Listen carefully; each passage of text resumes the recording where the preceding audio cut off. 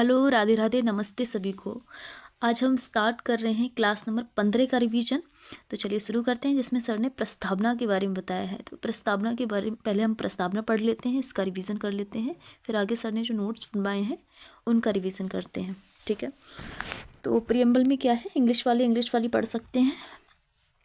हम भारत के लोग भारत को एक प्रभुत्व संपन्न समाजवादी पंथ निरपेक्ष लोकतंत्रात्मक गणराज्य बनाने के लिए तथा उसके समस्त नागरिकों को सामाजिक आर्थिक और राजनीतिक न्याय विचार अभिव्यक्ति विश्वास धर्म और उपासना की स्वतंत्रता प्रतिष्ठा और अवसर की समता प्राप्त कराने के लिए तथा उन सब में व्यक्ति की गरिमा और राष्ट्र की एकता और अखंडता सुनिश्चित करने वाली बंधुता बढ़ाने के लिए दृढ़ संकल्प होकर अपनी इस संविधान सभा में आज तारीख 26 नवंबर 1949 ईस्वी मिति मार्गशीर्ष शुक्ल सप्तमी संवत 2006 विक्रमी को एतत् द्वारा इस संविधान को अंगीकृत अधिनियमित और आत्मसमर्पित करते हैं। तो ये थी हमारी प्रियम्बल, और चलिए स्टार्ट करते हैं। सर ने जो नोट्स बनवाए थे उनका रिवीजन। ठीक है, क्लास नंबर 15।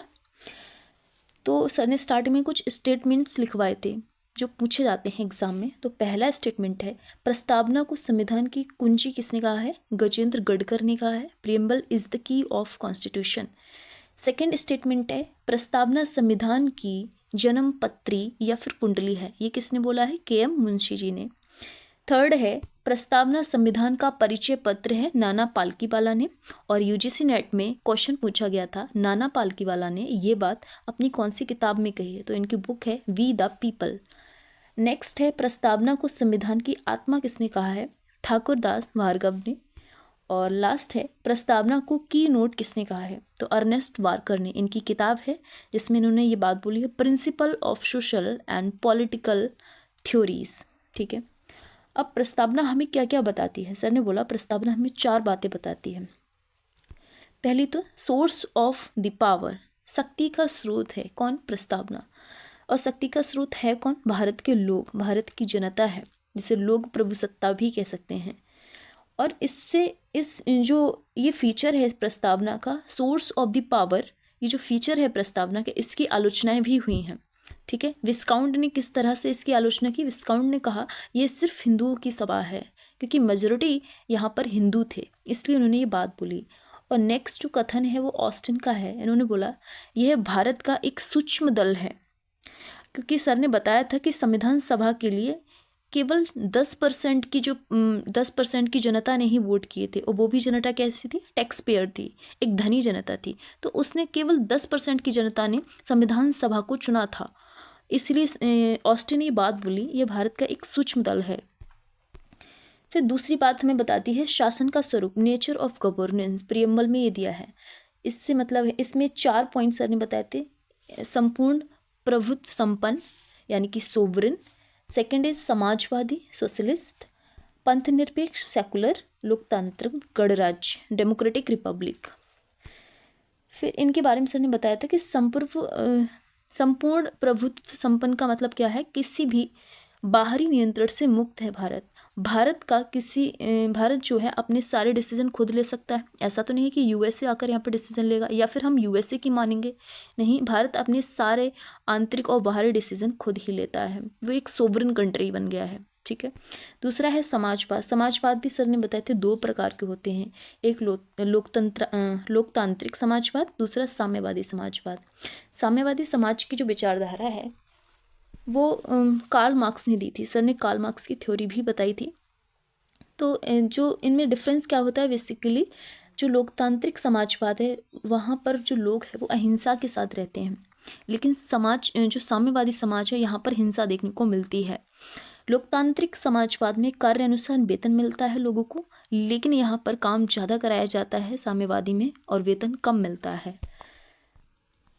फिर सर ने एक केस के बारे में बताया था, DS नाकारा केस 1983 का, जो एक डेफिनेशन देता है किस तरह के समाजवाद की? एक लोकतांत्रिक समाजवाद की डेफिनेशन देता है।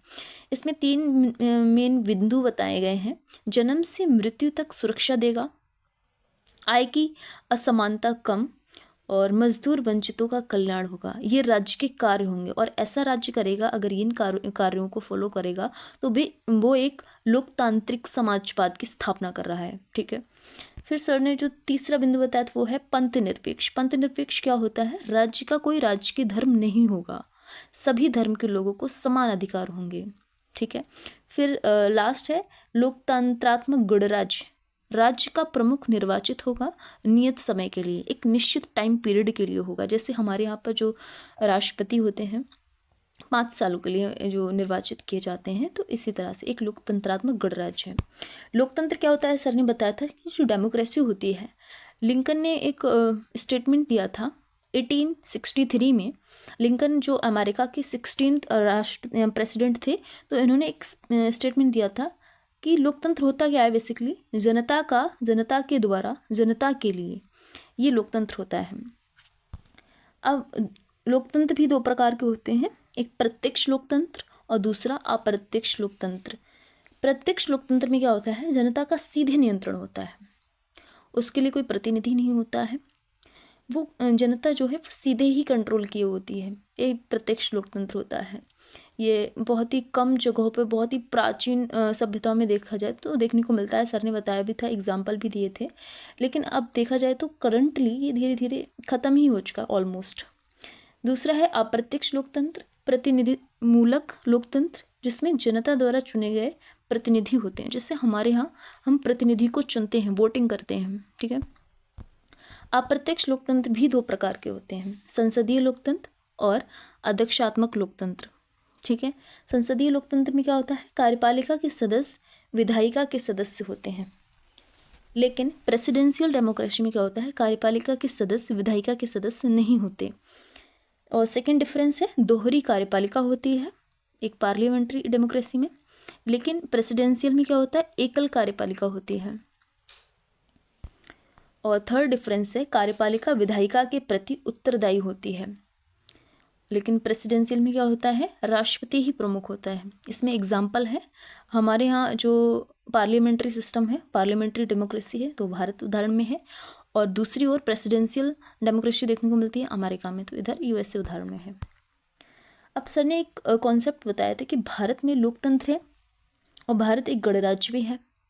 ब्रिटेन में लोकतंत्र है, लेकिन फिर भी ब्रिटेन एक गणराज्य नहीं है। सर ने बताया था गणराज्य उसे कहते हैं जिसका प्रमुख हो, निर्वाचित हो, लोगों के द्वारा निर्वाचित हो, एक निश्चित टाइम पीरियड के लिए हो, ये गणराज्य होता है। लेकिन ब्रिटेन में ऐसा नहीं है। ब्रिटेन में एक मोनार्की सिस्टम देखने को मिलता है। यहाँ पर राजा है और उस राजा को अनिश्चित काल के लिए मतलब चुना जाता है। वो राजा चुना नहीं जाता, बेसिकली उसका जो वंशानुक्रम होता है। ठीक है, हमारे यहाँ पे जो राष्ट्रपति है उससे चुना जाता है, वो निर्वाचित होता है, 5 साल के लिए होता है। लेकिन वहाँ पर क्या राजा निर्वाचित होता है? नहीं होता है, वो तो वंशानुक्रम है, वो अनिश्चित काल के लिए ही होता है वो, तो इसलिए वहाँ पर गणराज्य नहीं है वो ब्रिटेन। ठीक है, फिर थर्ड पॉइंट सर ने बताया था संविधान का स्वरूप, नेचर ऑफ द कॉन्स्टिट्यूशन किस तरह से होगा, वो हमारी प्रियम्बल में दिया हुआ है।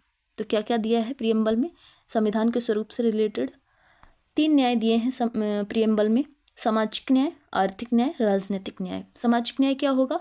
धर्म, जाति, रंग, लिंग, इन सब के आधार पर या फिर जन्म स्थान के आधार पर कोई भेद नहीं होगा, भेदभाव नहीं किया जाएगा किसी भी नागरिक के साथ। सेकंड है आर्थिक न्याय, सभी के लिए आर्थिक आधार पर कोई भी भेदभाव नहीं किया जाएगा। थर्ड है राजनीतिक न्याय, सभी वर्गों के लिए समान राजनीतिक अधिकार होंगे। ठीक है, तो ये 3 न्याय दिए हैं। लेकिन ये 3 न्याय कहाँ से अडॉप्ट किए गए हैं? तो रूसी क्रांति से अडॉप्ट किए गए हैं। ठीक है, इसकी जो रशियन रिवॉल्यूशन कब होती है? 1917 से, 1917 में होती है, तो वहाँ से ये 3 न्याय लिए गए हैं। ठीक है, फिर है स्वतंत्रता। तो हमारी प्रियम्बल में 5 प्रकार की स्वतंत्रता है, विचार, अभिव्यक्ति, विश्वास, धर्म और उपासना की, यानी कि थॉट, हम चिंतन मनन कर सकते हैं। और एक्सप्रेशन, अभिव्यक्ति, विचारों को प्रकट कर सकते हैं, एक्सप्रेशन की स्पेलिंग मिस्टेक हो गई है।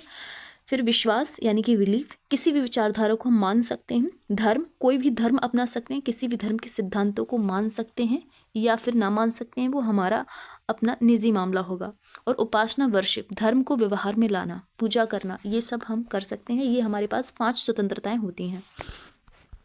फिर है हमारी प्रियम्बल में जो समता है या फिर जो समानता है वो कितने प्रकार की हैं? 2 प्रकार की हैं, एक प्रतिष्ठा, दूसरी अवसर। कोई भी भेदभाव नहीं होगा। आर्टिकल 15 में ऐसा बोला है, किसी भी जाति, लिंग, रंग रूप, जन्म स्थान के आधार पर कोई भेदभाव नहीं होगा। फिर आर्टिकल 16 क्या कहता है कि इक्वल अपॉर्चुनिटीज़ होंगी, किसी भी जॉब के लिए सबके पास इक्वल अपॉर्चुनिटी होंगी लोक नियोजन के लिए, ठीक है। लेकिन ये जो समता है या फिर समानता है किस बेसिस पर होंगी? समान परिस्थिति होने पर समान व्यवहार होगा, समान परिस्थिति, इक्वल कंडीशंस हों, ठीक है तब। फिर है बंधुत्वता, जो फ्रेटर्निटी है वो 2 प्रकार की है हमारी प्रियम्बल में। पहली है व्यक्ति की गरिमा, डिग्निटी ऑफ इंडिविजुअल, और सेकंड है अखंडता, यूनिटी एंड इंटीग्रिटी, ठीक है। तो ये थे कुछ पॉइंट्स हमारी प्रियम्बल में। फिर है नेक्स्ट पॉइंट, सर ने बताया था अधिनियमन की तिथि, डेट ऑफ इनेक्टमेंट 26 नवंबर 1949 को हमारे जो संविधान है उसको इनेक्टमेंट किया गया था, ठीक है। फिर है प्रस्तावना में क्या संशोधन किया जा सकता है? सर ने बताया था संविधान का यदि अंग है तो अमेंड किया जा सकता है, लेकिन अगर संविधान का अंग नहीं है तो अमेंड नहीं किया जा सकता, इसमें संशोधन नहीं किया जा सकता। सर ने बताया था, सर ने कुछ केसेस बताए थे, रेफरेंस बीरूबाड़ी केस जो 1960 में हुआ था, ये किसी व्यक्ति विशेष से संबंधित नहीं है। सर ने बताया था जिस प्रकार से आर्टिकल 143 दिया है, इस आर्टिकल में है कि सुप्रीम कोर्ट से परामर्श ले सकता है राष्ट्रपति, तो उसी प्रकार से राष्ट्रपति हमारे उस टाइम पर थे, 1960 की बात है, डॉक्टर राजेंद्र प्रसाद ने सलाह मांगी थी गजेंद्र गडकर से, जो सुप्रीम कोर्ट के न्यायाधीश थे, तो इनसे परामर्श मांगा तो इन्होंने बताया था कि जो प्रस्तावना है और जो संविधान है दोनों बिल्कुल अलग हैं। उन्होंने बोला कि प्रस्तावना जो है वो की है और वहीं दूसरी ओर देखा जाए तो संविधान लॉक है, तो इस प्रकार से दोनों में डिफरेंस है, तो इनमें जो संशोधन है वो नहीं किया जा सकता, प्रस्तावना में संशोधन नहीं किया जा सकता, ये बोला था वीरूबाड़ी केस में, ठीक है। कब का है? 1960 का, याद रखेंगे। फिर है केशवानंद भारती केस जो 1973 में आता है। इन्होंने क्या बोला? इन्होंने बोला प्रस्तावना संविधान का अंग है, संशोधन किया जा सकता है, पर मूल ढांचों को नहीं बदलना चाहिए। इस बात का याद रखा जाना चाहिए कि प्रस्तावना के मूल ढांचे में कोई परिवर्तन ना हो, लेकिन उसमें संशोधन किया जा सकता है, बिकॉज जो प्रस्तावना है वो पार्ट है संविधान का, ठीक है। ये किसने बोला? केशवानंद भारतीवाद ने, 1973 का, ओके। फिर है प्रस्तावना की भाषा, ये 2 पॉइंट थे जो सर ने बाद में बताए थे, मैंने ऊपर ही नोट कर लिए थे। प्रस्तावना की भाषा कहाँ से ली गई है? ऑस्ट्रेलिया से। प्रस्तावना का विचार कहाँ से लिया गया है? यूएसए से। 2 पॉइंट है, पूछे जाते हैं एग्जाम में। प्रस्तावना में संशोधन हुआ कब?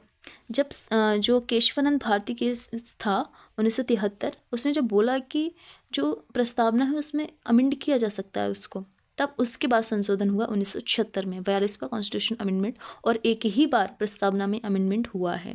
इससे 3 शब्द जोड़े गए थे, समाजवादी, पंथ निरपेक्ष और अखंडता, इन 3 शब्दों को जोड़ा गया था। प्रस्तावना परिवर्तनीय नहीं है, ये किसने बोला था? मदन गोपाल केस 1957 का केस है। इन्होंने बोला था कि प्रस्तावना जो है वो परिवर्तनीय नहीं है, अर्थात न्यायालय द्वारा लागू नहीं किया जा सकता, ठीक है। Preamble is not enforceable. तो ये थी हमारी क्लास का रिवीजन। आई होप आपको पसंद आ रहा होगा। Thank you so much, thanks for watching. मिलते हैं नेक्स्ट क्लास में।